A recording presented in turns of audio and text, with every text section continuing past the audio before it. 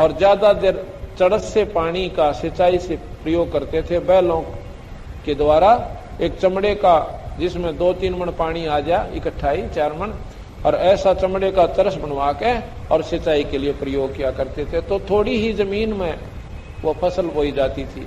परमात्मा बारिश कर देता था तो ज्वार बाजरे वैसे हो जाते थे, ऐसी वहां पर थी। बाकी फसल जमीन खाली रहती थी। एक दिन 10 वर्ष की आयु में सन 1727 में फागुन का महीना था, द्वादशी का दिन था। सुबह सुबह 12, 10, 11 बजे, क्योंकि फागुन उतरते फागुन में तकरीबन गर्म से दिन आ जाते हैं। थोड़े थोड़े दिन में थोड़ी बहुत ऐसे धूप सी सुहान लग जाती है, थोड़ी तेज भी लग जाती है। तो वो क्या किया कि सारे पाली से उस दिन गर्म दिन था, उस एक जांटी के पेड़ के नीचे पाली बैठ रहे थे, गऊ चर रही थी। इतने में उन्होंने देखा कि एक भक्त राह चालता एक संत आने लग रहा है। वो कौन था? वो भगवान कबीर साहब थे। कबीर साहब टोपी सिर पे और छोटी छोटी दाढ़ी और धोती और कुर्ते में। ये कबीर साहब काशी के अंदर 120 वर्ष रह करके विक्रमी संवत 1575 में काशी के अंदर हजारों व्यक्तियों के सामने अपने शरीर को फूलों में परिवर्तित करके और अपने सतलोक धाम को चले गए थे। 1575 सन 1518 219 वर्ष के बाद वही शक्ति, वही परमात्मा कबीर साहब दोबारा छुड़ाने में आते हैं। अपनी सब शक्ति से प्रकट होकर आके बैठ जाते उन पाड़ियों के पास। पाड़ी पूछने लगे, भाई कहां से आ रहे हो, कहां जा रहे हो? और फिर कहने लगे कि आ जाओ भोजन पाओ भाई, राह चालते। कबीर साहब कहने लगे, भाई भोजन मैं नहीं खाता, तो दूध पी ले। पहले अतिथि सेवा बहुत होती थी। राह चलते ने हाथ जोड़कर प्रार्थना किया करते थे, भाई खाने का समय, भोजन खा के जाइए। ऐसा ही बच्चों में संस्कार पड़ा हुआ था। तो वो कहने लगे, भाई दूध पी लेता है, न्यू ताम जान को न जा। तो वो कहने लगे, कबीर साहब बोले, भाई एक बात करो, दूध तो मुझे पिला नहीं सकते। अकिया कैसे की आपने? हमारा बाल्टी ठोक दिया दूध की, 150 गाय हैं, कम से कम 50 दूध दे हैं। कबीर साहब ने बोले, इन गायों का दूध मैं ना पीऊं भाई। और किसका पीवे? उस बछिया का दूध पीऊं जो आज तक नए दूध भी ना हुई, रेक में भी ना ब्याई हो, कंवारी बछिया हो। गोपाली ने बोले, फिर तो मजाक करते हो आप, दूध पीने की आपने नीत को ना अगनावे कति नीत से। अगर ऐसी बछिया का दूध पिला सकते हो तो दूध पी लो। गरीबदास जी खड़े हुए, अरे एक बच्चिया का कान पकड़ जाए, गले में जेवड़ी सी वैसे उसकी पकड़ के और कबीर साहब के सामने खड़ी कर दी। कहने लगे, महाराज जी देखियो, या छोटी सी बच्चिया दूध क्यों कैसे देगी? ना इसका बच्चा है, ना या कदे ब्याई है। कबीर साहब ने बोले, ये तुम्हारा लस्सी का बर्तन है ना, मटका छोटा सा, इसको साफ कर लियाओ। गरीबदास जी बोले, जी साफ करा दे रहा है, लस्सी हमने पी ली, रोटी लिखा, धोकर दर रखा कि लाउरे न ठाकर, और दरिश गऊ के नीचे, बछिया के नीचे रख दिया। और कबीर साहब ने ऐसे उस गऊ के ऊपर हाथ धर दिया बछिया पे। कहते इतने लंबे लंबे थन हो गए उस गऊ बछिया के, और दूध अपने आप झरन लग गया उसमें थना में। बोल सतगुरुदेव की जय। जब वो बर्तन मिट्टी का छोटा सा मटका जिसने बरोला कहते हैं, जब वो भर लिया, अपने आप दूध बंद हो गया। पर वो थन जो के नो इतने लंबे रहे उसके, ये दिखाने खातिर कि गांव वाले नो ना सोचे कि उन्हें जादू जंतर कर दिया होगा। गरीबदास जी ने वो उठाया मटका, वो बर्तन छोटा सा पात्र, और साहिब को दे दिया। अकलो महाराज जी पी लो। कबीर साहब ने आधा पिया, आधा कहने लगा, ले अभी पाड़ियो तुम पी लो। वो पाड़ी बोले, इस पाप के दूध ना हम ना पीवे, आया है क्या काट दिया दूध। गरीबदास जी बोले, मन्ने दे जी, आपका ये अमृत हमने कद कद मिला। मुंह लगा के वो बच्चा 10 साल का बच्चा दूध न पी गया। और पाड़ी वो छाने पाड़ी थे, उसमें बड्डे भी थे, को 20 साल का, को 50 साल का बुढ़ा भी, 40 साल का गेल था। वो उठ कर उड़े तो मुंह बनाकर 2 किला बजाकर वृक्ष के नीचे बैठे, 3 किला पुरली साइड में। और गरीबदास जी और कबीर साहब वहां रह जाते हैं। कबीर साहब गरीबदास को समझाने लग गया, बेटा ये मनुष्य जन्म बार बार नहीं मिला करता, इसमें भगवान बजा करें। और देख भगवान नहीं बजेंगे तो ये गौ, ये बैल, ये गिद्दड़, ये कुत्ते, ये सुअर, ये वृक्ष, ये गंदी नाली के कीड़े, ये दुनियापन भोगनी पड़ेंगी। महाराज जी फिर ये कैसे मिटे हमारा दुख कि भगवान का भजन करना चाहिए। वो कहने लगे भगवान का भजन तो हम खूब करें। कैसे करते हो कि सुबह उठा ना अपने माँ बाप को कहते हैं राम राम, और कोई मिलता रास्ते में उसको भी कहते हैं राम राम भाई राम राम। कहने लगे नो नहीं भाई, राम राम कोई जपने का अक्षर नहीं है। अकोर जी अक नहीं, राम राम जैसे कोई बीमार ने नो कह दे भाई दवाई खाओ, दवाई ले ले भाई, दवाई ले दवाई ले। अब दवाई लेने के लिए जब हम जाएंगे केमिस्ट के पास, वो पूछेगा कौन सी दवाई भाई, के बीमारी है, उसका के नाम और नाम होता है वो दवाई का। अगदिनों को करे कैसे ही है भाई। हम राम राम क्यों कहते हैं? हम ये कहते हैं कि भाई राम है जो कुछ है, बाकी ये सब नकल सौदा है। हम राम राम का क्यों कहते हैं एक दूसरे को? राम में राम भाई, एक को कहते हैं ना राम राम, तो आगे वाला क्या उत्तर देता है? राम में राम भाई, राम ही राम भाई, कि जो कुछ है राम ही है, बाकी तो नकली सौदा है। इसलिए उस परमात्मा को याद करना चाहिए। कहने लगे जी न्यू तो हम भगवान कृष्ण की, रामचंद्र जी की कोई नौमी राठम मनाते हैं, अगना इसके मनाने से भी काम ना चले। ये तो एक वैसे आपको याद कि जो जैसे कृष्ण जन्माष्टमी, राम नवमी, ये तो उस परमात्मा की याद का प्रतीक है, आत्म कल्याण नहीं इससे। तो कहता है जी हम और के जपा, मंदिर में चले जाते हैं भगवान शिव जी के, में फलाने गांव में सद्दू लेड़ा में वह माथा टेक का उसमें पानी चढ़ा दे, भले पुरुष पत्थर की मूर्ति पर पानी चढ़ाने तक आत्म कल्याण होया करे। आप पर मूर्ति बना ली, आप पर भगवान बना मान लिया, परमात्मा अपने अंदर से बेटा। और इस प्रकार नाम से प्राप्ति होगी। अब इसे बूंदे शरीर में, इसमें तो महाराज जी हाड मांस लो थूक बेस्टा ढीड, इसमें भगवान की तो था। गरीबदास जी प्रश्न करते हैं, बंदी छोड़ कहते हैं कबीर साहब, जैसे आड़ चाम की देह में अमृत दूध सरवंत, और गरीबदास गठपिंड में भाई ऐसे है भगवंत। जैसे गऊ में वही शरीर है हाड और मांस का, और देख उसमें दूध भी उसका मांस है भाई, कितना अमृत दूध निकलता है। इसी प्रकार जिस प्रकार वो प्रक्रिया गऊ में हुई, पहले वह नए दूध हुई और फिर उसको बच्चा हुआ और फिर दूध की बाल्टी ठोकने लाएगी, ठीक इसी प्रकार पूरे संत की शरण में जाइए, उससे नाम लीजिए, और नाम इस प्रकार तेरे घट में वो परमात्मा प्रकट कर देगा, नाम बिना नहीं होगा। तेनों बोला जी ठीक से भगवान विष्णु और शिव जी का नु कहते हैं वहां लोग बहुत बढ़िया हैं, महाराज जी मैंने वो नाम दे दो जो मैं वहां चला जा। गरीबदास जी महाराज को कबीर साहब ने बताया कि कोट जन्म तन भरमत हो गए, कुछ ना हाथ लगा रे, तो कुकर सोकर खरबा बोरे कौआ हंस बगारे। कोट जन्म तू राजा की ना मिटी ना मन की आशा, और भिक्षक हो तू दर दर हांडा तो मिला ना निर्गुण राशा।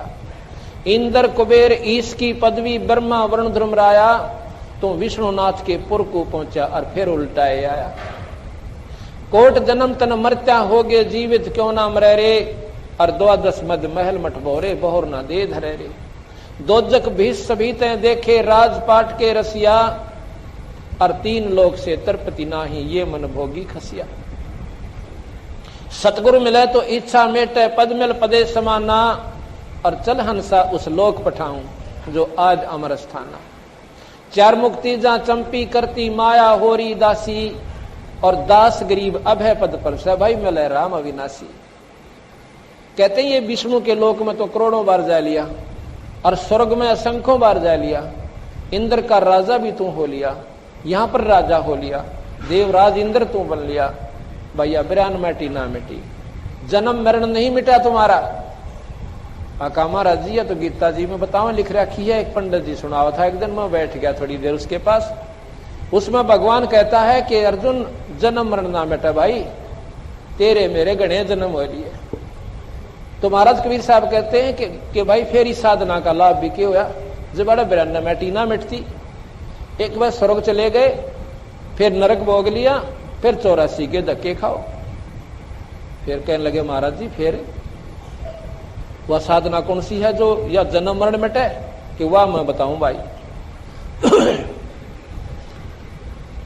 जैसे महाराज ने बताया कि सतगुरु मिले तो इच्छा मिटे, पद मिल पदे समाना, और चल हंसा उस लोक ले जाऊं जो आज अमर स्थाना। जो कदे ना खत्म हो वो सत्यलोक है, जो कभी नाश में नहीं आता। तो गरीबदास पूछे हैं कि महाराज जी क्या ब्रह्मा विष्णु महेश आदि के लोग ये समाप्त हो जाएंगे या स्वर्ग नष्ट हो जाएगा, ये पृथ्वी नहीं रहेगी? कतई नहीं रहा भाई। खुद गीता जी में भगवान कृष्ण ने लिखा है कि कल्प के अंत में ये महाप्रलय होगी, ना ब्रह्मा का लोक रहे, ना विष्णु रहे, ना शिव का रहे, और सब भूत प्राणी इस प्रकृति में लीन हो जाएंगे। दोबारा फिर सृष्टि रची जाएगी, दोबारा फिर या ब्रह्मांड शुरू हो जाएगी। गरीबदास शास्त्रों में लिखा है कि 14 इंद्र मर जाते हैं जब ब्रह्मा की एक रात होती है, और 14 इंद्र फिर मर जाते हैं जब ब्रह्मा का एक दिन होता है। एक इंद्र की आयु 72 चौकड़ी युग, 72 चौकड़ी, एक चौकड़ी 4 युग की, सतयुग, त्रेता, द्वापर और कलयुग, ऐसी 72 चौकड़ी युग एक इंद्र राज करता स्वर्ग का। और 14 इंद्र मर गए, 1008 चतुर्युगी या ब्रह्मा की एक रात और इतना दिन। गीता जी में इसे लिखा है 1000 चतुर्युगी, गरीबदास जी ने लिखा है 1008 युगी, 1008 चतुर्युगी का दिन और इतनी ही रात। समझने के लिए बिल्कुल सत्य है। ये हो गया एक दिन रात ब्रह्मा का, और ऐसे 30 दिन, और 30 दिन से 2016 को गुणा करो, 30,000, 60,000 और 320, इतने चतुर्युग एक महीना बन गया ब्रह्मा का। और 12 से फिर गुणा करो, 12 छीक 72, ये हिसाब लाओ 7,20,000 कितने, ये एक महीना इतनी चतुर्युगी का ब्रह्मा का हुआ। अब सोचना ये गरीबदास महाराज के बताना चाहो हमारे को, ये अंधेरा हटा के। ये हो गया 1 वर्ष, और ऐसे ऐसे 100 वर्ष की आयु ब्रह्मा जी की है। अब 100 तो इसको फिर गुणा कर लो, इतने चतुर्युग ये ब्रह्मा की पूर्ण आयु है। और ब्रह्मा जी के 50 वर्ष पूरे हो चुके हैं, 51वां वर्ष चल रहा है। जब 50 पूरे हो गए तो वो 49 भी होंगे, जब 51वां चल रहा है तो 49 भी पूरे होंगे, अर्थात ब्रह्मा नाश में आवेगा। फिर लिखा है कि जब 7 ब्रह्मा मर जाते हैं, एक विष्णु की आयु की तुलना बताते हैं, जब एक विष्णु समाप्त होता है, और 7 विष्णु समाप्त हो जाते हैं जब एक रुद्र यानी शिव समाप्त होता है, शंकर जी का अंत होता है। अब गरीब कबीर साहब बताने लगे कि एती उम्र बुलंद मरेगा अंतरे, और कोई सतगुर लगे ना कान ना भेंटे संतरे। इतनी भी आयु जिनकी है वो भी नाश में आएंगे, और ब्रह्मा विष्णु महेश भी अविनाशी भगवान नहीं है, ये नाश में आएंगे। अब ये बात सोचने जोगी है, हम इनको अविनाशी भी कहते हैं। कैसे अविनाशी हैं? जैसे हमारी आयु की तुलना में ये अविनाशी हैं। जैसे सीजनल कीड़े, अब बारिश के महीने में गजाई देखी, इतनी लंबे लंबे पतले पतले कीड़े हैं, उनका सैकड़ों टांग होंस हैं, और वो एक हफ्ते में बच्चा का ढूल आ देती हैं। इतना ढेर बना ले उड़ा धरती भी ना देखती, और 1 हफ्ते के अंदर वो सारी खत्म भी हो लेती है।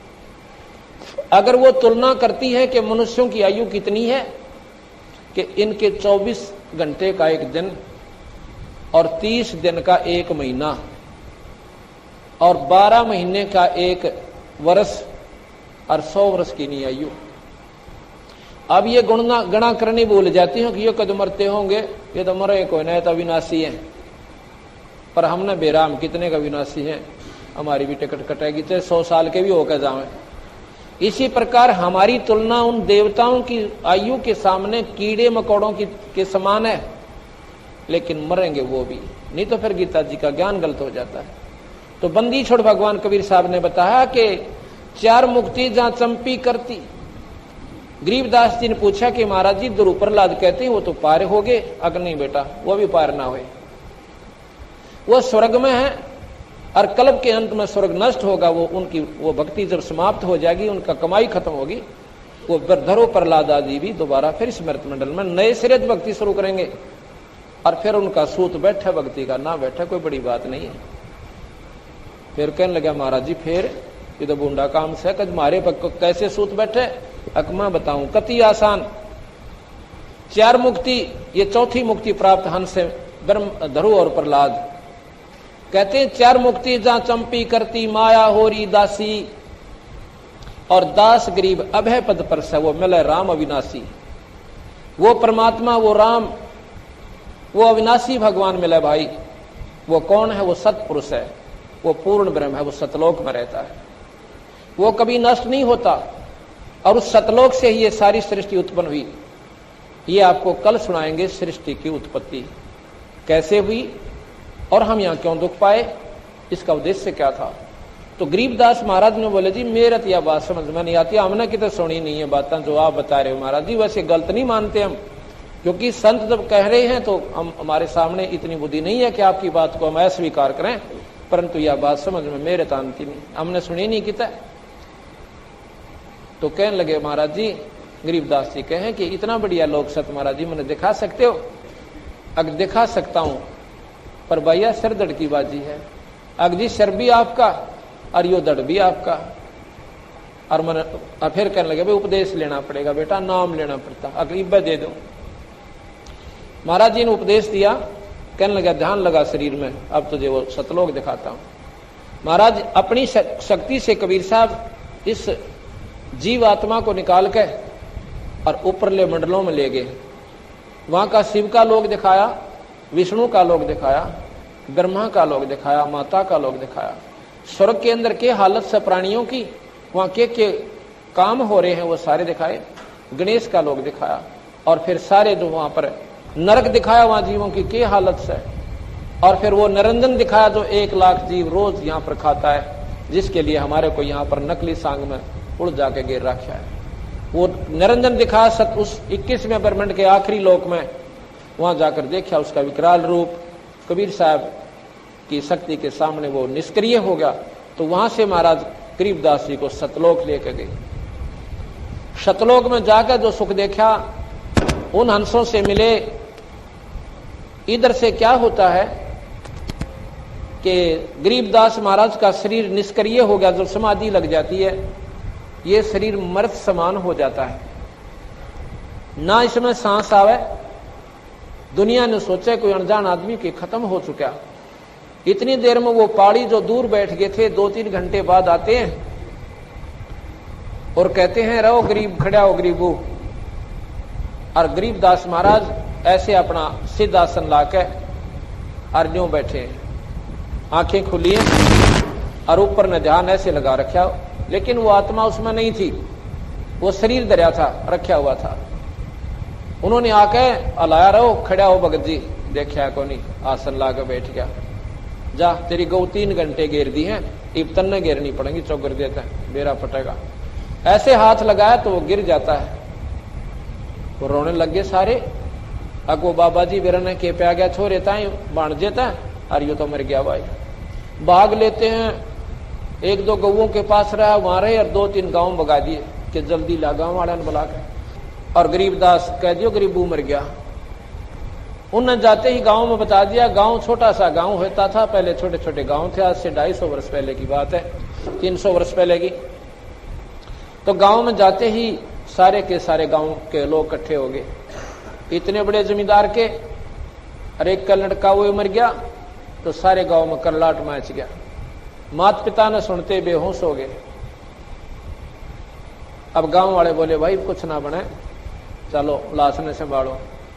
तो सबको लेने के लिए बलराम जी को होश में लाए, उसकी मां को भी होश में लाए और समझाया भाई ये तो होनहार से ना कोई रहा ना कोई रह पावे, अब तो इसका अंतिम संस्कार करना ही पड़ेगा। रोते पीटते वहां पर चल पड़ते हैं। वहां पर गए, लड़के का जो शव पड़ा हुआ था वहां उसकी अर्थी बनाई और फिर वहां से जनाजा लेकर चल पड़े। गांव में लाए, उधर से करोथा में संदेशा भेजा कि ऐसे ऐसे वो लड़का आपका गुजर गया है, क्योंकि भाईचारा उनका यही था, वहां तो अकेला ही परिवार था। घोड़ा पर 2-3 व्यक्ति आए, 1 घंटे में आ लिए और 1 घंटे में वापस लेकर 2-4 व्यक्तियों को मोजिजों को उनके घर वालों को चले गए। शाम का समय हो गया, 5-6 बजे से जो है अंतिम संस्कार करना चाहा। चिता का ऊपर गरीबदास जी के शव को रख दिया और अग्नि लगाने की चेष्टा ही कर रहे थे। इतने में वो सारी लकड़ी ऐसे हिलने लगी और एकदम जो महाराज जी के ऊपर बंधन बांध रखे थे रस्से उस अर्थी पे अपने आप टूट गए और बंदी छोड़ गरीबदास जी सत साहिब कहते हुए खड़े हो जाते हैं। बोल सतगुरुदेव की जय। और उठ के वो क्या बोलते हैं, ना तो किधर भाई ने पछाने, ना पिताजी ने और ना ही माता को, ये बाणी बोलने लग गए। गांव वाला ने सोचा भाई छोरे के वो दूध दाद पिला था ना उस बिना ब्याही हुई बच्चिया का, और वो बाबा जी को मंत्र पढ़ के पिला गया इसको, ये बावड़ा हो गया। चलो भाई बावड़ा तो हो गया, पर माता पिता का सारा तो बनाए रहेगा, इसका सारा ये दिन काट लेंगे अपने।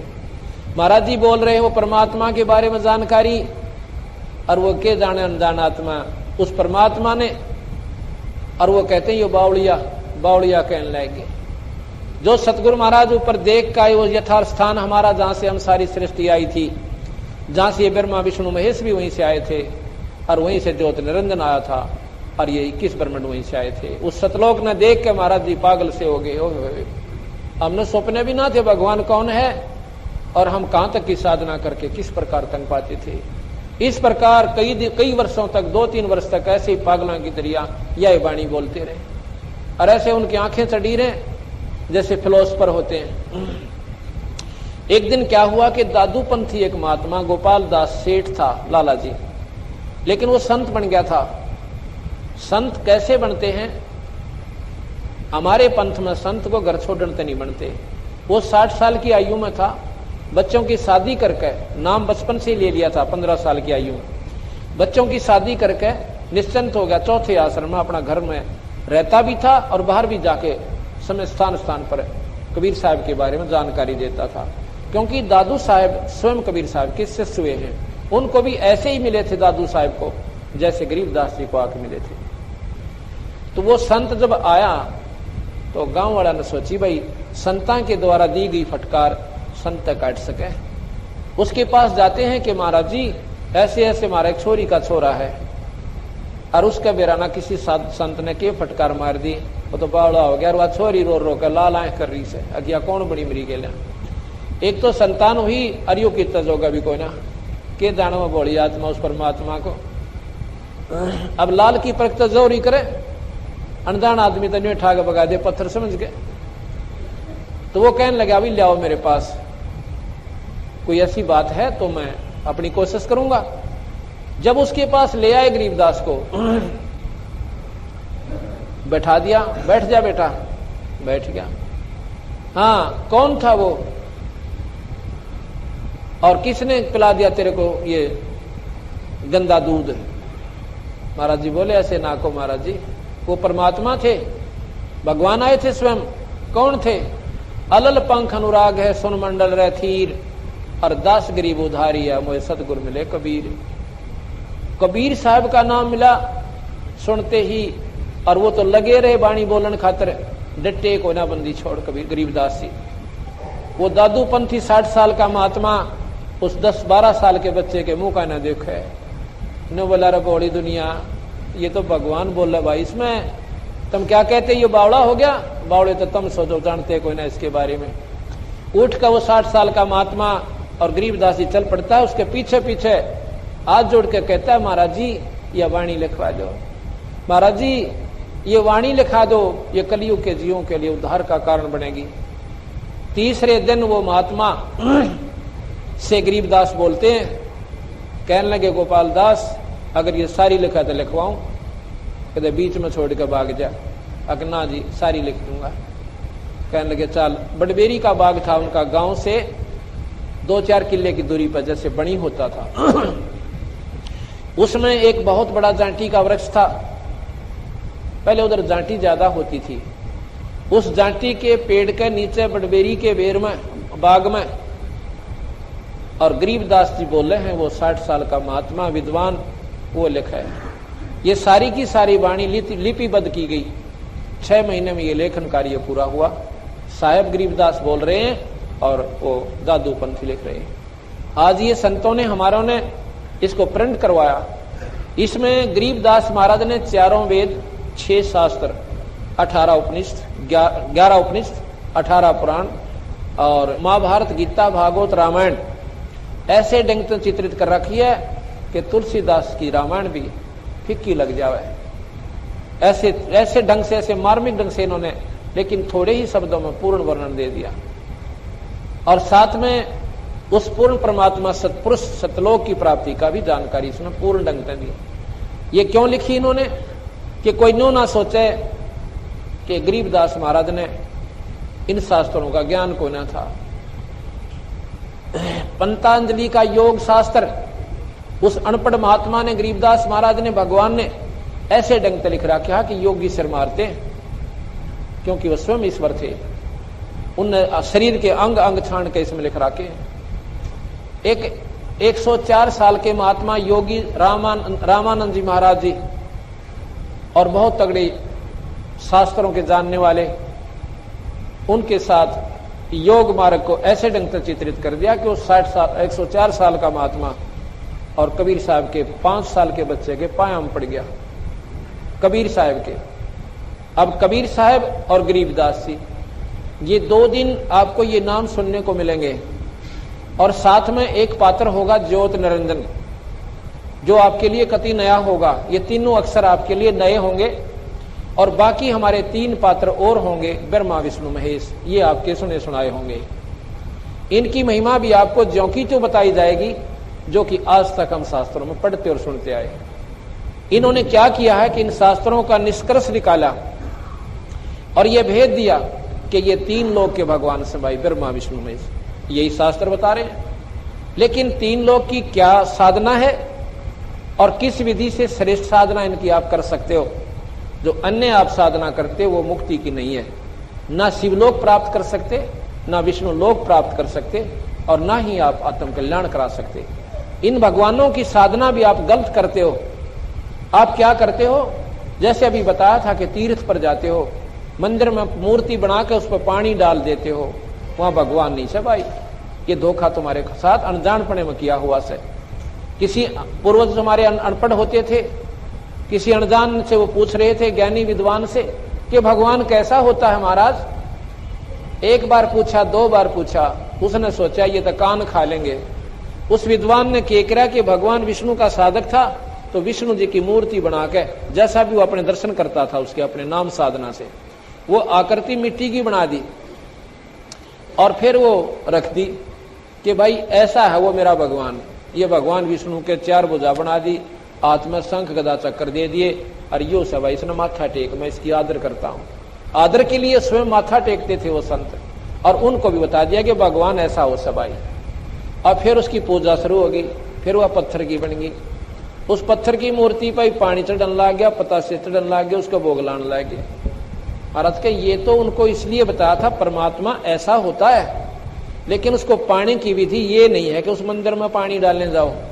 जैसे बच्चा स्कूल में पढ़ता है, उसको दिखाते हैं आका आम, आका आम, आ अक्षर की जानकारी और साथ में आम का चित्र। अब बच्चा उसने बार बार देखा और फिर आम खाना चाहे, क्योंकि आम के गुण का ज्ञान बहुत मीठा होता है, फलों का राजा होता है, शरबत से भी मीठा होता है, तो खाने की इच्छा वो चाहे तो कैदा खोल के बैठ जावे, आम खाऊंगा। और कोई जानकार जिसने है वो कहा बेटा इसमें आम को ना, ये आम नहीं है इसमें, अग्नि ये आम है। मारे गुरु जी बताया करते हो आका आम, ये तो मूर्ति दिखाई तेरे को भले पुरुष, ये किसने बहका दिया? आम तो मंडी में मिला है और जेब में 20 रुपये हो और जब मिला है, इस कैदे में आम नहीं है। इसी प्रकार पत्थर में परमात्मा, उस मंदिर में भगवान नहीं है, वहां उसका चित्र है। उसने 100 बार देख सकते हो और लाख बार देख सकते हो, आदर भी कर सकते हो, पर आत्म कल्याण को ना। जिस प्रकार आम खाने के लिए जेब में पैसे और मंडी में जाकर आम नाम से पुकारे, आपको पैसे के बदले में वो आम मिला। इसी प्रकार संतों के पास जाओ, आपने नाम ने दे और नाम की तुम कमाई करो और उस धन के बदले में वो परमात्मा के जो गुण तुम गाया करते थे, सुना करते थे, वो आपको आभास हुआ और फिर वो परमात्मा के गुण आपके सामने खड़े हो जाए, आपने सुख मिला। यह बात ही समझ में ना आती, ले बताए मूर्ति की पूजा का खंडन कर दे। खंडन क्या किया? ये तो यथार्थ बता दी कि इसमें ऐसे है, किसी भी ने आज तक मूर्ति पूजा करके भगवान पाया हो नहीं। कोई कहते हैं कि फलाने ने पत्थर में को दूध पिला दिया था, उसने अपनी कमाई भक्ति से पिला दिया था, तुम पे आगे दिखाओ। उस नाम की कमाई से उस मालिक ने आप इसमें प्रकट कर सकते हो, इसमें प्रकट कर सकते हो। जैसे प्रहलाद ने लाल खंभे में प्रकट कर लिया, क्या वह पूजा करने जाता था? क्या मंदिर में पानी डालता था? पर अमंदे हुए बैठे से वह अनजान साधना ने जल्दी कर लिया। गरीबदास जी महाराज कहते हैं पीतल ही का थाल है, पीतल का लोटा, एक मांझ दो का पीतल का थाली ले ली और उसको ऊपर लोटा धर लिया पानी का जल भर के। अन्य कहते हैं जड़ मूर्त को पूजते आवेगा टोटा। आध्यात्मिक मार्ग में फेल हो जाओगे तुम और गधे की जूनी में जाओगे, लग 84 होगे। पत्थर कहते हैं पीतल चमचा पूजिए जो थाल परोस है, और जड़ मूर्त किस काम की मत रहियो भरोसा। अब बताओ इसमें खंडन क्या कर दिया? सच्चाई है तो ढूंढो भगवान उसमें है, या हम बताएं आप नाम लो आपको भगवान दिखाएं? कहीं तो ठिकाना हो। तो इसलिए भाई सच्चाई सच्चाई रहती है। तो इस प्रकार की जानकारी गरीबदास जी महाराज ने इसमें दी है। और ये भगवानों की भी साधना करनी है, इनकी भी हम तो ठीक नहीं कर रहे। आप जाते हो कहां पर? कावड़ लेने के ताई। एक गांव में हमने स्कूल में सत्संग कर दिया और कावड़ के बारे में जैसे अभी बताऊंगा ऐसे बता दिया। जो बुद्धिजीवी थे वो तो समझ गए इस पॉइंट को बिल्कुल ज्यों की त्यों है। और एक 20-30 कावड़ियां का सरदार था, वो सर हो गया आके नो बोला जी आपने नो किसा कह दिया भाई कावड़ लाने का कोई फायदा नहीं। फायदा तो कोई और चीज है, उसका पाप भी बताया मैंने कितना हो गया आपको। ये सोचा आपने कभी? कैसे?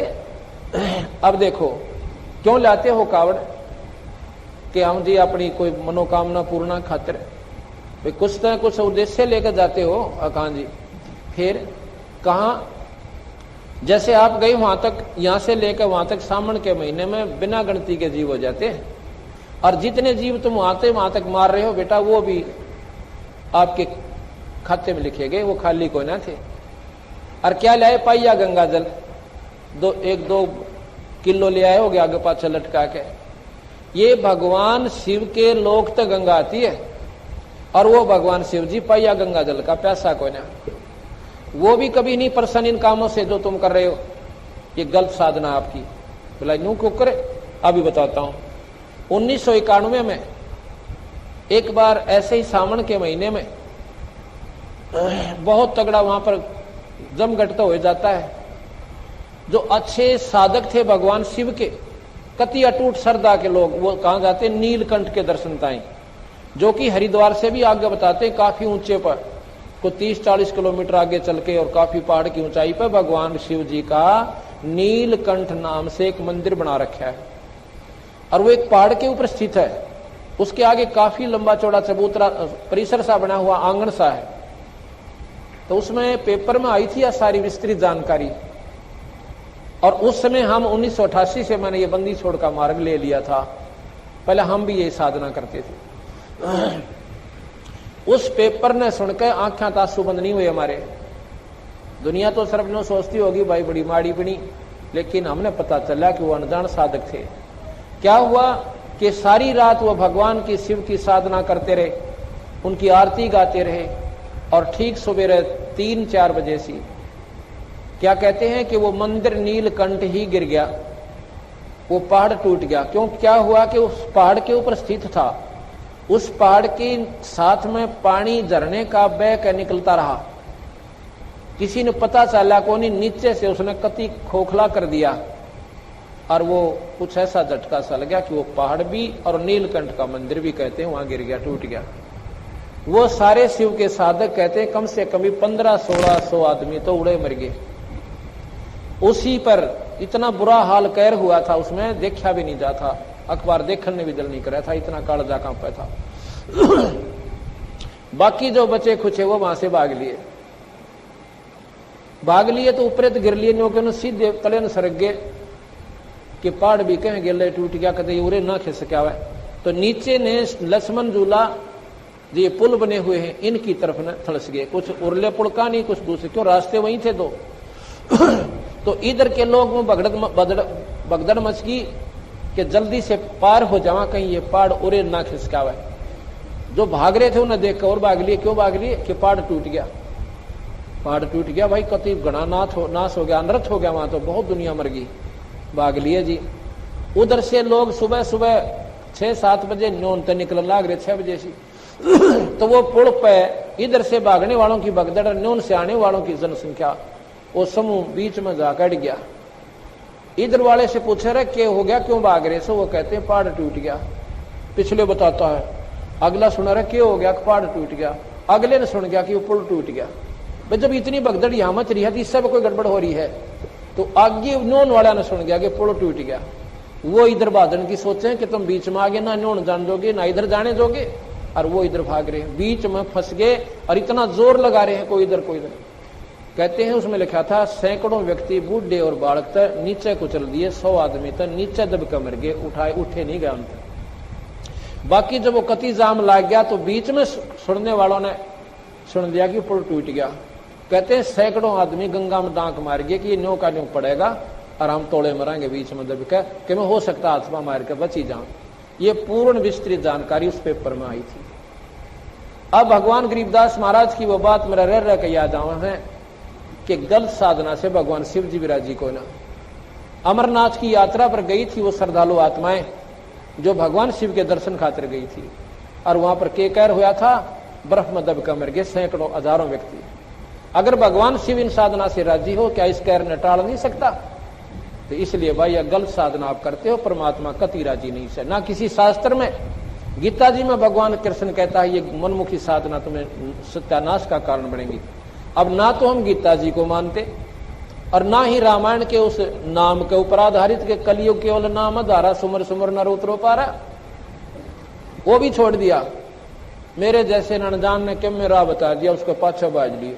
फिर देखा देखी कहां जाते हो कि कावड़ लाऊंगा मैं भी लाऊंगा। फिर उसने नौकंगे 2 जोड़ा करते हैं और डरा दिया, जोड़ा ना करे तो मर गया। क्यों एक कबर मार ले से इंसान वाण जान में फिर न्यों का भाई 4 लावा जब गणा फायदा, अगला गेड़ा बेरना कितने के जाएंगे। तो महाराज जी के बैठ के भजन तक कराना जाता, और ये कोड़ी को बात में गाटा जोड़े बैठे, तो उससे भी ज्यादा लाभ आपको एक नाम से मिल जाए तो जरूरी है उस कावड़ को लाना। तो वो 20-30 आदमी और बैठे थे वहां पर। फिर उन्होंने कहा भाई देखो सोचने जोगी बातें हैं, वो अपने अनाड़ीपने से तो इसको स्वीकार करो या इसका अस्वीकार करो, वो तुम्हारी अपनी मौत से, पर किसी शास्त्र में दिखा दो इस साधना का कितना प्रमाण होता मान लेंगे। और गीता जी में भगवान कहा है कि मनमुखी साधना आपका सत्यानाश का कारण बनती है, ये तुम्हें लक 84 में ले जाती। बताओ ना तुम गीता जी को स्वीकार करते और गीता जी की महिमा का उद्देश्य थे गणी, तो नरी महिमा तो बात नहीं, उसका अनुसरण आपने करना पड़ेगा। तो इसलिए बंदी छोड़ भगवान गरीबदास महाराज ने ये जानकारी देने के लिए ये इतने बड़े ग्रंथ साहब की रचना करनी पड़ी। कति अनपढ़ और इसमें विद्वान फेल हो जाते हैं उनकी वाणी के सामने। सभी शास्त्रों का ऐसा निचोड़ काट दिया, उनको कति सुचारू कर दिया जैसे विष्णु पुराण में लिख रखा है कि विष्णु जी सृष्टि के बनाने वाले हैं, रचना करने वाले, और इन्होंने शिव और ब्रह्मा की उत्पत्ति की। ये शिव पुराण मेरे पास रखा, किसी ने पढ़नी हो तो विष्णु पुराण पढ़ लेना। और फिर विष्णु और कहते हैं ब्रह्मा और शिव की उत्पत्ति स्वयं भगवान विष्णु ने की अपने सहयोग वास्ते। विष्णु पुराण में लिखा है कि विष्णु शिव जी जो है सब देवन पति देव है और सारी सृष्टि का रचने वाला यही है, और ब्रह्मा और विष्णु इन्होंने ही बनाए हैं। ब्रह्मा पुराण में लिखा कि ये प्रजापिता है और शिव और ब्रह्मा विष्णु इन्होंने ही बनाए हैं। शक्ति पुराण में लिखा है कि ये जगत जननी है, ये जगदम्बा है, ये तीनों देवताओं की मां है, ब्रह्मा विष्णु महेश की ये माता है, और यही सारी सृष्टि की रचने वाली है। अब गरीबदास जी महाराज कहते हैं भाई जब शास्त्र तो हैं सारे और उनका लेखक भी एक ही है, व्यास जी ही गीता जी का लेखक, व्यास जी ही 18 पुराणों का लेखक, और सुख सागर आदि का ये व्यास जी ही लेखक है। अब गरीबदास महाराज ने सारे शास्त्रों को एक ऐसे मोड़ पर लाकर धर दिया। एक ऐसी कहानी हम आपको कल सुनाएंगे जिसमें ये सारे के सारे शास्त्र अपने आप सुलझ जाते हैं। ना ब्रह्मा बड़ा रहे, ना विष्णु छोटा रहे, ना शिव में कोई कमी पावे। उसकी एक ऐसी विधि भी तो उन्होंने बताई है, जब हमने उस मूल का बेड़ा पाटेगा जब पता चलेगा ये कौन शक्ति है और कहां से उत्पत्ति हुई और क्या ये इनके काम है और कैसे ये हमें लाभ देते हैं। तो वो सृष्टि रचना हम आपको कल सुनाएंगे। सबसे पहले कल सृष्टि रचना शुरू होगी और उसमें पूरा विवरण दिया जाएगा। आज आपको सत्संग के माध्यम से और आदि पुराण गरीबदास महाराज जी का शुरू कर रहे हैं। इसमें रामायण भी, महाभारत भी और शिव पुराण भी, बहुत कुछ आपको सुनने मिलेगा और बहुत आनंद आएगा। अभी 10-15 मिनट के बाद आज रेस्ट करेंगे, पहले सुनिए। आदि पुराण। ग्रीव नमो नमो सतपुरुष को, नमस्कार गुरु कीन, शुर नर मुनि जन साधुआ, संतों सर्वस दीन। ओंकार अपार समूलम, नाद बेंद बिन है अस्थूलम, सतपुरुष को सिरजी माया, शब्द स्वरूपी रूप बनाया। सतपुरुष ने माया बनाई, सतपुरुष ने या शेरा वाली माता की उत्पत्ति की।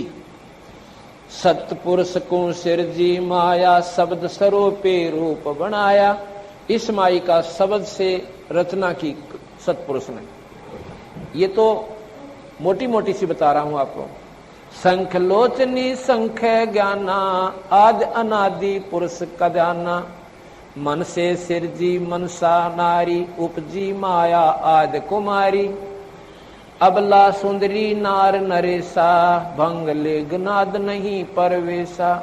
परानंदनी मूला माया, दारुण देवी सिरजी राया।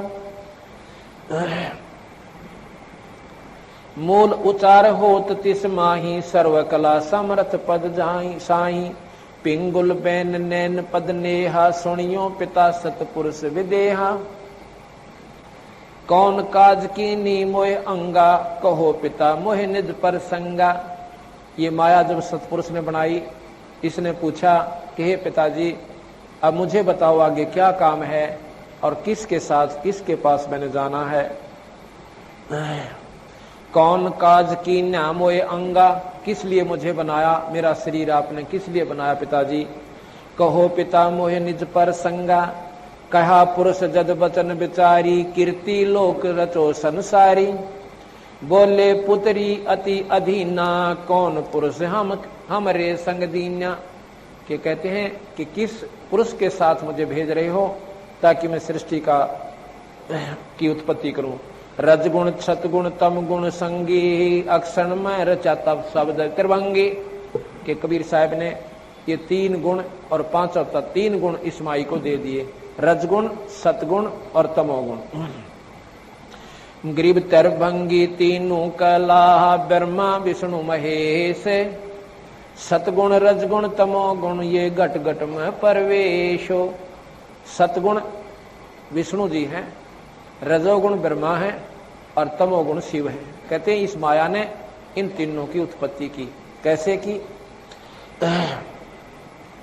पुत्री मस्तक शीस न माया, अंजन मंजन लेप चढ़ाया, रैसी माया बदन विनोदम, ज्ञान ध्यान उपजे परमोदम, बटक बीज पिंडल विस्तारा, इंद्री 5 25 लारा, मन गुण कर्म मा शान सब दीन्या, रजगुण सतगुण तमोगुण बीन्या, कमल नैन कमलापति रानी, 14 भवन भरे जल पानी, कलप करी जद मूला माया, ता पानी में अंड उपाया, जलमिल करण कमल पर संगा, कमल माही जलमिल किरण कमल पर कास्या, कमल माही ब्रह्मा का बासा, ओंकार बीज उत्पाती, उपजे ब्रह्मा सत के नाती, दंड कमंडल ब्रह्मा लाए, योग 36 कमल भरमाए, जुग 36 धरे जा ध्याना, भंवर गूंज में भया दीवाना, तप तप ब्रह्मा वचन सुनाया,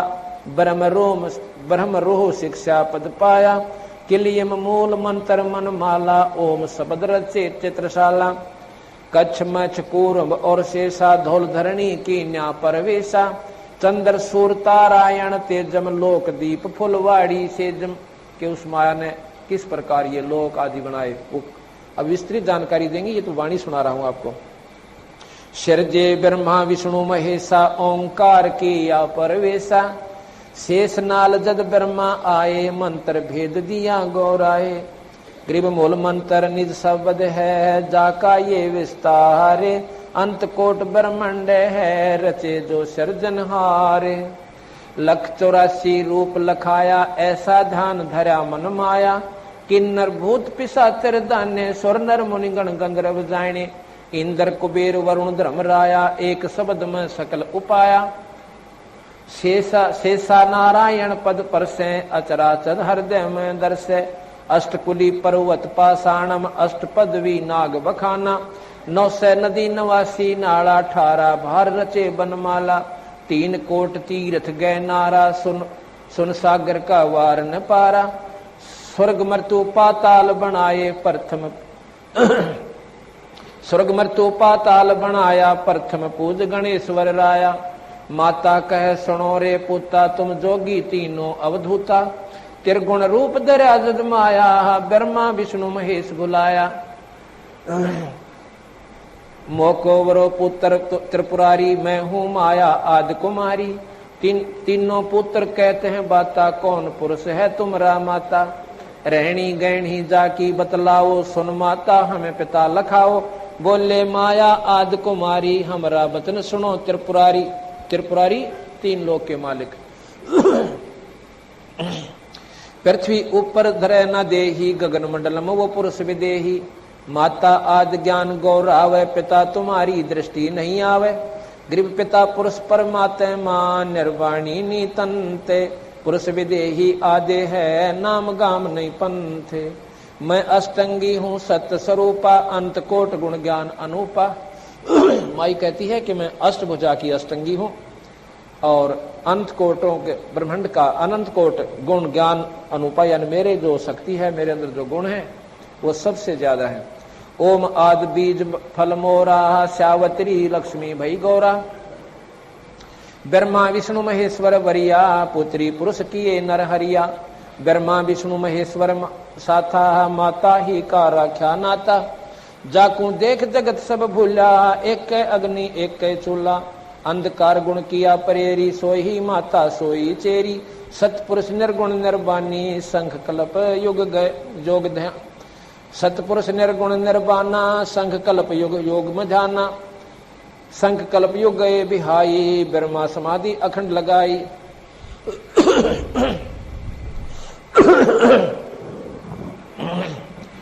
ग्रीव सूक्ष्म साक्षी भूते है, जाका ये विस्तारे, बटक बीज की मांड में साहेब पुरुष हमारे, मन माया से नोतत होई, अपना बोया लुने सब कोई, इंद्री 5 3 गुण तीरा, अष्टंगी का बण्या शरीरा, नौतत का सब नाच नचावे, ब्रह्म बीज मिलन ना पावे, साक्षी भूत संगीत सयाना, डोरी हंस बंध्या गल प्राणा। जीव जन्म झाले अवतारा, साक्षी भूत होवे ना न्यारा। अकल अजन्मा दृष्ट न मुष्टि, ही जाका रूप लखाऊं गुस्ती। जाके चरण से स्नित सेवे, मांड मंडी को पल में खेवे। अवगत बंका रूप मुरारी, ही ब्रह्मा विष्णु उठावे जारी। शिव जाकू प्रणाम परेखे, साक्षी भूत और ना देखे। 14 कोट भवन के माई, साक्षी रूप रहते है ठाई। अब गरीबदास जी महाराज कह रहे हैं कि वो परमात्मा बताऊंगा कि जिसके आगे ब्रह्मा विष्णु महेश भी हाथ जोड़े खड़े रहते हैं, जिसका ये स्वयं ध्यान लगाते हैं। भगवान शिव आप देखते हो साधना कर रहे हैं। किसकी साधना करते हैं? हम सुना करते थे कि भगवान विष्णु की साधना करते हैं। ये तो तीनों इक्विवेलेंट पावर है, इसकी साधना क्या करेंगे? 3 लोक के भगवान, तीनों की एक सी शक्ति, एक महकमे का फर्क है। जैसे 3 मंत्री होते हैं, एक को होम मिनिस्टर बना दिया, उसकी वैल्यू ज्यादा है, उसकी पूजा ज्यादा हो जाएगी। बाकी मंत्री वो भी हैं, उनका डिपार्टमेंट ठीक हो ना, इसलिए उनकी पूजा घाट। इसी प्रकार ब्रह्मा विष्णु महेश ये तीनों भाई हैं और ये निरंजन के मंत्री हैं। इन तीनों को एक ही ड्यूटी दे रखी है, एक तो शरीर बनावे, एक पालन पोषण करे और एक हमें संहार कर दे। जो पालन पोषण करे, हमारी सुख सुविधा दे, वो हमें ज्यादा प्यारा, उसकी महिमा आप पर बढ़ेगी। इसलिए महाराज कहते हैं वो फर्क हो ना तीनों में, सिर्फ महकमे का अंतर है। इसलिए ब्रह्मा कौन पूजा है? विष्णु पूजा, भाई हमारी रोटी रोजी का सारा प्रबंध इससे के हाथ में है। तो इसलिए शिव जी को भी पूजते हैं, क्योंकि डर लागे मार ना दे। और साथ में यह है कि इनके पास रिद्धि सिद्धियां हैं, ये माया दे सकते हैं। जैसे रावण ने भगवान शिव की साधना करी और सिर काट कर चढ़ा दिए, लंका मांगी सोने की, लंका दे दी, पर वह दुर्गति ना मिटती। वो दुर्गति मिटाने का मंत्र को न्यारास है, जिसमें माया भी मिले पर विधिवत और सद्बुद्धि के साथ, और फिर सदुपयोग की जाओगा। वो उसने दुरुपयोग किया उस माया का। माया कोई धन नहीं है, अकेला धन माया नहीं होती, ज्यादा बच्चों का हो जाना भी माया होती है।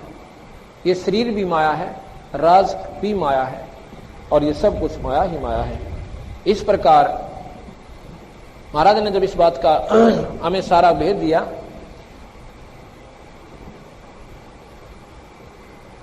तो उन्होंने बताया कि ब्रह्मा विष्णु महेश ये 3 लोक के भगवान हैं। इन तीनों के कर्तव्य भी बता दिए, और इसमें ये बता रहे हैं कि जाकू शिव जाकू प्रणाम परेख, भगवान शिव भी जिसको नमस्कार करता है, और साक्षी भूत रहे नहीं देखे। 14 कोट भवन के माही, साक्षी भूत रहे सब ठाई। अवगत बंका रूप मुरारी, और ब्रह्मा विष्णु उठावे जारी। यानी उनसे ऊपर की एक शक्ति है। जैसे डीसी के सामने प्रधानमंत्री मुख्यमंत्री आ जावे, तो वो डीसी उस मुख्यमंत्री की अटैची पकड़ता है। लेकिन ये भी नहीं कह सकते डीसी में कोई पावर को ना, लेकिन उस मुख्यमंत्री का आगे वो बहुत छोटी शक्ति हो गया। और प्रधानमंत्री आ जावे तो मुख्यमंत्री वो डीसी वाला काम करे। इसी प्रकार ये 3 लोक के परमात्मा ब्रह्मा विष्णु महेश, 21 ब्रह्मांड का मालिक है ज्योत निरंजन, जिसको वेदों ने ब्रह्म की संज्ञा दी है। इससे ऊपर एक परब्रह्म शक्ति है जो 7 शंख ब्रह्मांड का मालिक है। नील पद्म शंख, 7 शंख ब्रह्मांड का मालिक वो परब्रह्म है, और असंख्य ब्रह्मांड का मालिक है वो पूर्ण ब्रह्म परमात्मा। रोज सुना करते कि ब्रह्म कभी पार ब्रह्म और कभी पूर्ण ब्रह्म। हम हार के क्या करते, ये विष्णु जी ब्रह्म, ये पूर्ण ब्रह्म और ये पार ब्रह्म। नहीं, महाराज गरीबदास जी कहते ऐसा नहीं, तुम्हारे सुनन में समझन में फर्क है।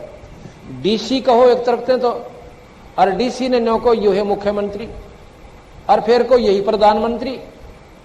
भाई फिर तुमने ज्ञान को नहीं, या तो डीसी कहो इसको, या फिर इसने प्रधानमंत्री कह लो। हम जब भी मान लिया तुम एक वाणी तो बोलो। अब 3 लोक के भगवान कहो, और फिर नो के सर्वलोकों के यही भगवान नो को करो। भाई सर्वलोकों का और परमात्मा, जिसमें गीता जी में स्वयं भगवान कहते हैं कि अर्जुन उस परम पिता परमात्मा का जहां अंदर जिससे सारी सृष्टि और सब जीव उत्पन्न हुए, और उसकी साधना स्वाभाविक मंत्र जाप करके और आप उस लोक में चले जाओगे, फिर मरण को ना हो। उस लोक में उस परमात्मा का, और फिर आप उस परम धाम को प्राप्त होगे, उस सतलोक को प्राप्त होगे। तो इसी प्रकार यहां बंदी छोड़ने का रखा है कि उस परम पिता परमात्मा सतपुरुष जो अनंत कोटि ब्रह्मांड का भगवान से जो पूर्ण ब्रह्म है और पर ब्रह्म भी है और ये ब्रह्म भी है। ब्रह्म से ये सारी उत्पत्ति हुई निरंजन से। ये सब जो कुछ भी बना हुआ मिट्टी और पृथ्वी है जीव, ये सारे ब्रह्म से बना। इस ब्रह्म ने बनाए, ज्योत निरंजन ने। क्यों बनाए? इसने 1 लाख प्राणी रोज खाने पड़ते हैं। मनुष्य 1 लाख जीव ये रोज खाता है। कैसे खाता है? इस शरीर को नहीं खाता, ये तो खोखा है ऊपर का।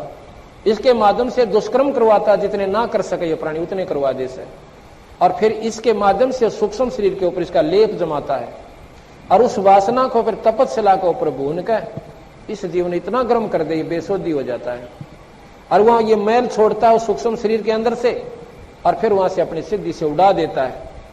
ये ब्रह्मंडों में से घूमता हुआ वापस आता है, ये ठंडे वातावरण में आकर फिर शोधि में आ जाता है। पर इसने नो ना बेरा तू कहां गया था, ना इसे ये मालूम रहता कि तू पिछले जन्म में के था। धर्मराज के पास जाता है। इस निरंजन ने एक धर्मराज और बिठा रखा अपना न्यायकारी कि जैसे कर्म प्राणी करें इनको फल देता रहे। वो लेखा जोखा गरीबदास जी का वो न्यारा रह गया। फिर अपने कर्म अनुसार ये कभी पशु बने, कभी गधा बने, और कभी मनुष्य शरीर में जा। तो शरीर जीव मरता नहीं, ये अमर है। लेकिन ये मरणते भी गुंडा, कभी गधा बन गया, कभी कुत्ता बना, कभी कुतिया की जूनी होगी, कभी टांग कट गया, कभी कैंसर होगी। ये मनुष्य शरीर में कौन सुखी? किसी का एक लड़का था वो मर गया, किसी का जवान लड़की का पति मर गया, और 24 घंटे बूचड़ खाने में ये प्राणी अपने जीवन को बर्बाद करके चला जाता है।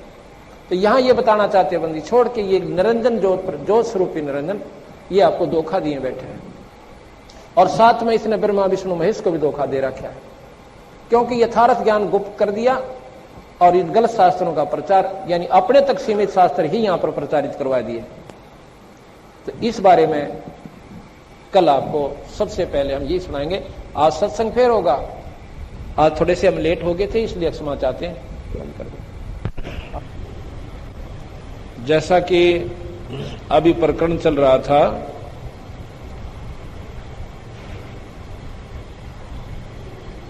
कि पूर्ण ब्रह्म परमात्मा अनंत कोटि ब्रह्मांड के भगवान सतपुरुष हैं, उनके बारे में गरीबदास जी महाराज ने आंखों देखा और अपनी आत्मानुभूति के आधार पर ये सारे ग्रंथ साहिब की रचना की। वही वाणी में आपको सुना रहा था।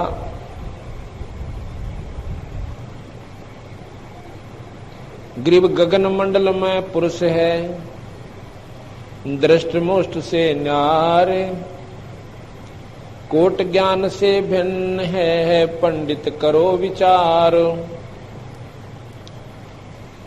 श्वेत वर्ण सब साहेब सुबरंगा, जा में उठे अनंत तरंगा। 5 तत्व के मैं 9 तत्व का, भेद लखावत हूँ सब गत का। 9 तत्व के मैं 12 देवा, इंगला पिंगला मध्य परेवा। 12 मध्य गोष्ठ समाना, गोष्ठ माही राई परवाना। मृत्युलोक मूर्ति मैं मनता, हरदम खेल फाग बसंता।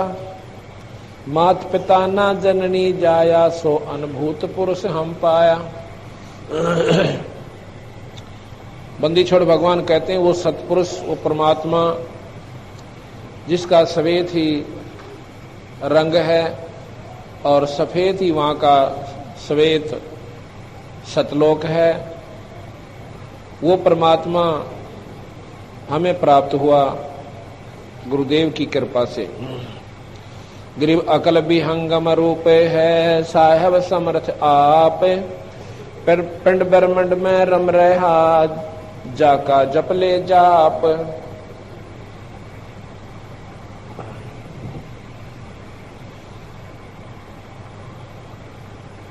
जैसे गुड़ी उड़े सुन माही, खेल खिलारी डोर बंधाई। असमानी उद्गार उड़ावे, मंदा चल से नीचा आवे। कि सूरत का अभ्यास बताते हैं कि जिस प्रकार पतंग उड़ाया जाता है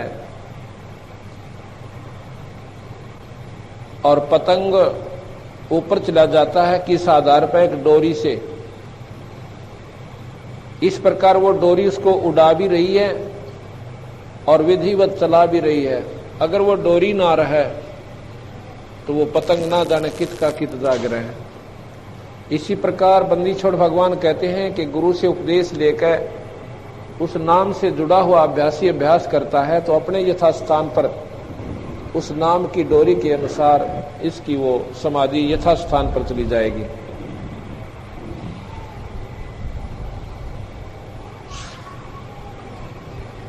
नाम की महिमा बंदी छोड़ बताते हैं कि पृथ्वीला प्रतीक्षणा देवा, तो इस मन का लखै न भेवा।